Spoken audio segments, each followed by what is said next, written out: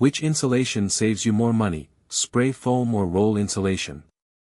In Toronto and the GTA, spray foam costs $3,600 to $6,600 for a 1,200 square feet attic, while roll insulation runs $720 to $2,040. But here's the plot twist: spray foam qualifies for up to $10,600 in rebates, and the 30-year total cost of ownership actually favors foam by $1,100 to $1,600 after rebates. Today we're breaking down the real numbers. Let's talk upfront cost. A standard 1,200 square feet attic in Toronto, Mississauga, Vaughan, or Brampton costs $720 to $2,040 for fiberglass roll insulation installed. Open cell spray foam for the same space runs $3,600 to $6,600.